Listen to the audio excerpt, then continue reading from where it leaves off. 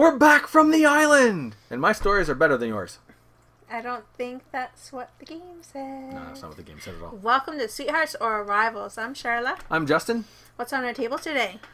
Castaways by Passport Games. The semi-cooperative game. Yep. That plays 1 to 4 players in about 120 minutes or 2.5 hours.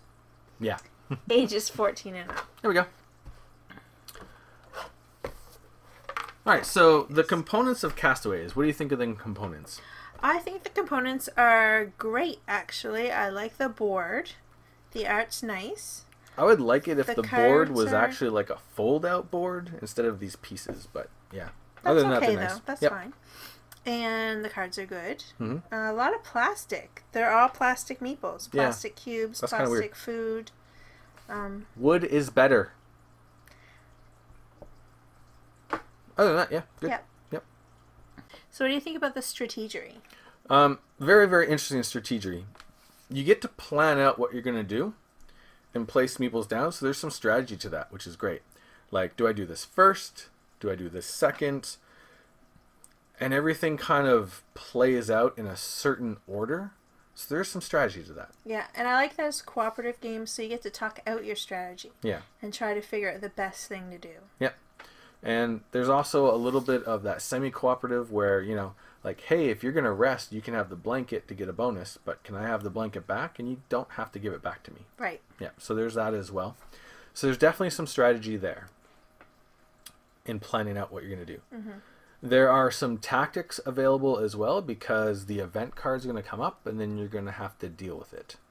And then certain things will happen. It's like, okay, we don't have food for the fire, so we're going to have to do that. So there's still some tactics about just kind of figuring out what is the best thing to do to survive. But still, it's mostly strategy. Right. Then there's the randomness. The randomness of the events, the randomness of what you're going to get from here, and the randomness of what you get when you're out exploring because you have no idea what's going to come up. Mm-hmm. So there's actually a decent blend. I don't feel at any point that it's too random. Right. Which is good. Like Well, it's interesting because the stories, like, their cards will go into the decks that kind of start stories, and then those stories generally, you know, they escalate over the path of the game. Yeah. So it kind of doesn't seem random because all of a sudden you're, when is this going to happen? When is this? That's true too. You know, like, it's random, but it seems to cut it back a bit somehow. Yep. There's definitely not like that you never feel like you have no idea what's going to happen. Mm-hmm. Which is great. There are things that happen that are surprises. Right. But it's not like everything I do this round is a complete surprise and I just have no idea what's going to happen. True. There's not that. Right. Yeah. You're not overwhelmed by randomness. Mm-hmm. So that's nice. And there are ways to mitigate things like die rolls. So these little tokens here. True. You can re-roll. Will allow you can only spend 1 per roll, but you can spend them to re-roll. You're giving up points to do that, but I mean the points are useless unless you win anyway. Right. Yeah. And it's not often that you win a game. No, that's true. So yes, randomness, but ways to mitigate it. And just enough randomness to keep it interesting without being overwhelming. Mm-hmm. Blended well with some strategy and some tactics. Right. So yeah, good mix. Good. So what do you think about the complexity of Castaways? I find it's kind of a medium to high complexity. More medium though, I think. Yeah, I'd agree. The game difficulty is usually really difficult. You rarely win a game. It's true. Because you're always having to try to manage the things that are happening to you. Yeah. That does slide though how much depending on how serious you take the semi-cooperativeness. Yeah, that's true. Yeah. Because there were many times when I was like, I'm going to give up one of my scroll tokens and it's going to be worth 4 points. If I was taking that semi-cooperative really seriously, that would make the game more difficult to win. Right. Yeah. Yeah, it's true. But I do find that when we play, we are more focused on getting off the island than who's going to win at the end. Right. Yeah. Yeah. Yeah. And as far as setup, there's a lot of pieces. It's Yeah. a little bit of a setup. Yep. The rulebook's a little bit tricky. I think it was translated from another language, and Yeah. sometimes the sentences are, you have to reread them Yeah. a little bit to try to figure out what they're getting at. But a lot of situations on the cards and a lot of situations even with the regular board, when you read the rules, they're not quite clear enough. They're vague enough that they can be interpreted in different ways. right. So, I mean, if you watch our playthrough, there's our situations where like, well, we're not really sure, so this is what we're gonna do. Yeah, this is our let's house check rule. the FAQ. Oh, it doesn't say it in there. Like, Yeah. so what are we gonna do? Yeah. We're playing this. I mean, you're playing there. You don't want to just stop your game because you don't figure out the rule. Yep. But yeah. As for like the flow of the game, it is fiddly. There's lots of little rules, mm-hmm. and then things like we got this card here. Early on the game, which added an extra step to the beginning of every round. And sometimes we would, we got to do that, and we actually forgot to do certain steps at the end of the round. Right. It got mixed up a few times, but I think we corrected most of them. Yeah. Yeah. Yeah. And the more you play, the more you'll get used to how the round flows, and you'll stop forgetting all the little things you have to do at the end of each round. Right. So that's a big part of it. Right. Yep. So what do you think about the playability? Well, everything that you do in this game does feel thematic. So it makes sense that you're spending energy to build a fire and do this and do that. The only thing that feels weird is when you're planning out your round and you're putting your guys down, you have to spend the energy immediately. That doesn't make any sense. Well, I understand why it happens in the game, though. Because you can't put your meeples out all willy-nilly and then, I don't have enough energy to do that. And then you'd have to restart all your picking again. Yeah, but one, it doesn't follow thematically, and two, there are all these spaces where it doesn't make sense to spend your energy. Like, you can't actually spend your energy until you do the action. Like, the help sign and that. Oh, yeah.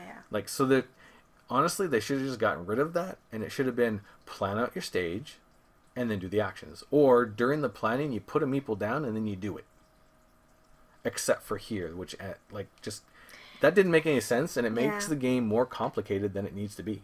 For no reason whatsoever. But I have to say, one of the reasons I know, because they want us to do all this stuff in order.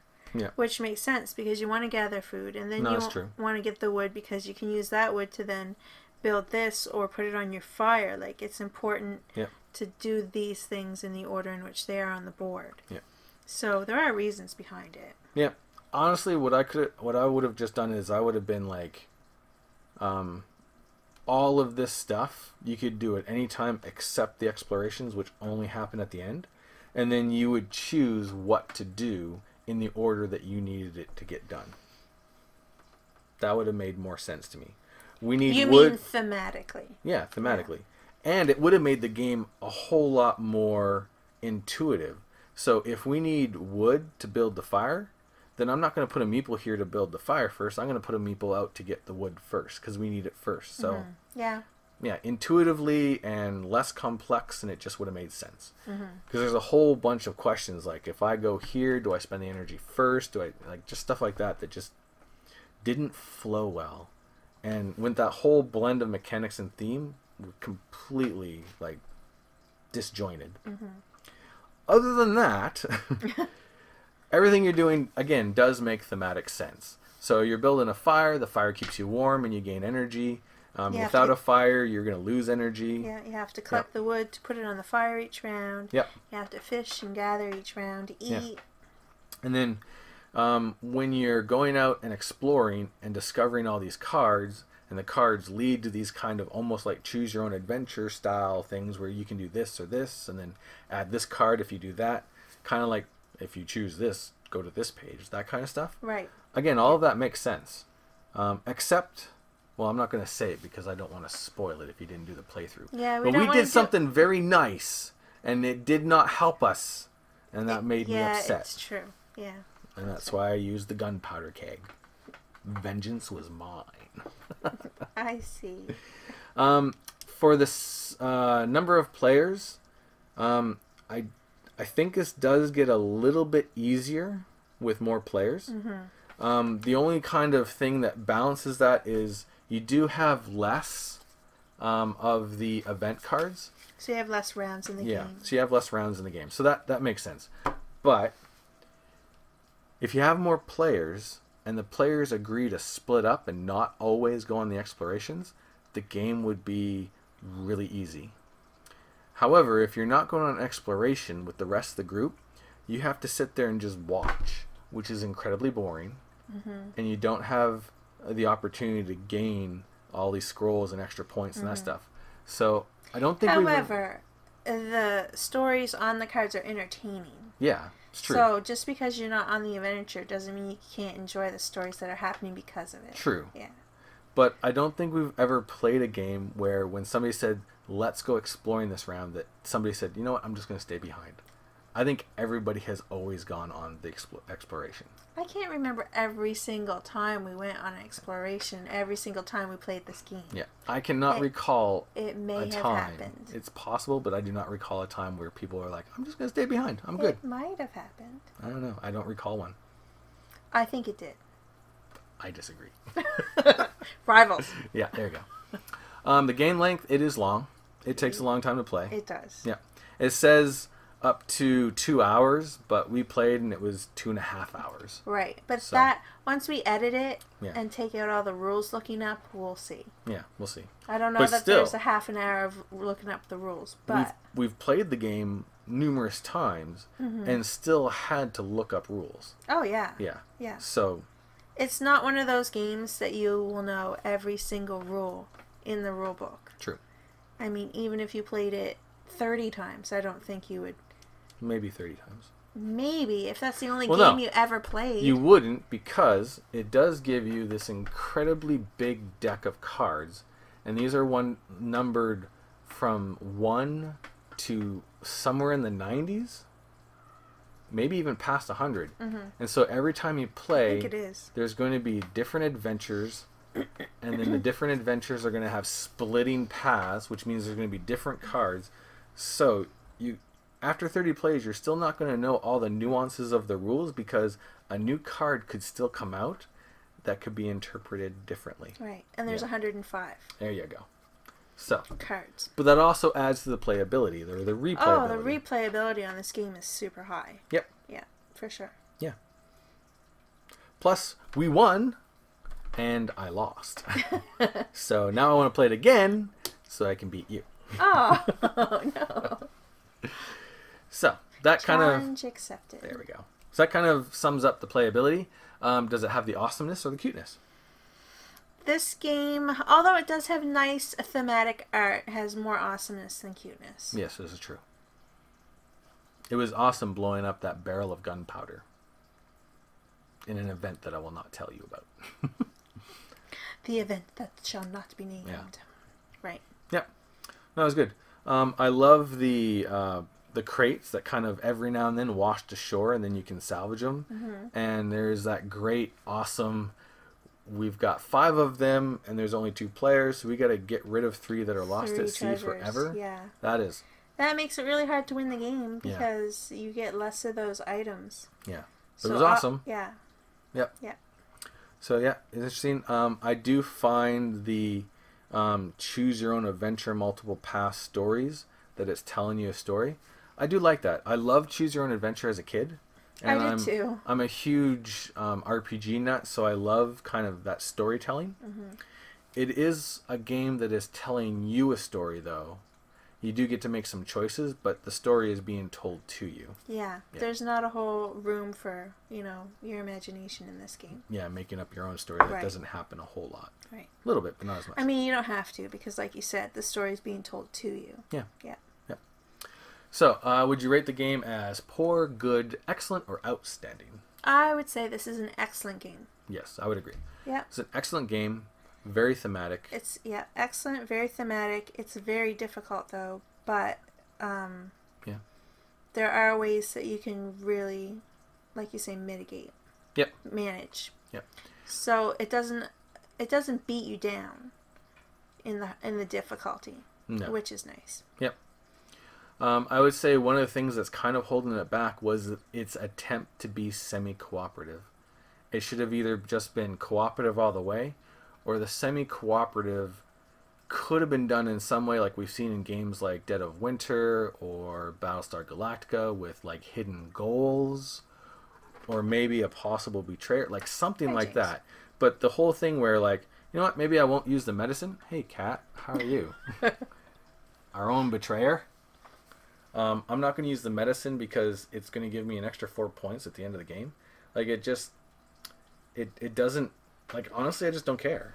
It's like, if the medicine's going to help, I'm going to use it because I want to win. I want to get off the island. Right. It really doesn't feel semi-cooperative to me. No, I feel it's cooperative because oftentimes you really do have to work as a team to, like, get off the island. And then it's just a bonus in the end if you actually do end up getting, like, the things you need. And then, oh, now we have to add up points. I wonder what I have. Like, you don't even keep track of your... Or I find. Yeah. I don't even keep track of the points until the end of the game. Yeah. Stop kicking my wood. Meow. So, yeah. That was one thing. I don't know. It almost seemed like the semi-cooperative was tacked on. And it just... That part of the game falls flat for me. Well, it's just because there's nothing to motivate you. Yeah. To do it. To be that way. Yeah. Did we finish this game as sweethearts or rivals? It is semi-cooperative, so we can be rivals or sweethearts. I would say I finished the game as sweethearts. Yeah. Because you just work together to try to make it to the end. Yeah. Yeah, I feel more of a rivalry of us against the game as fully cooperative. Yeah. Yeah. Anything to add? I don't think so. All right. So that is Castaways. And we're going to put a link here on the screen somewhere because we're going to do another video after this which compares and contrasts Castaways with Robinson Crusoe. Right. Which we just did a whole overview playthrough and run through of. Right. Yep. So, thanks for watching. Thanks for watching. And we'll see you in our next video. Laters.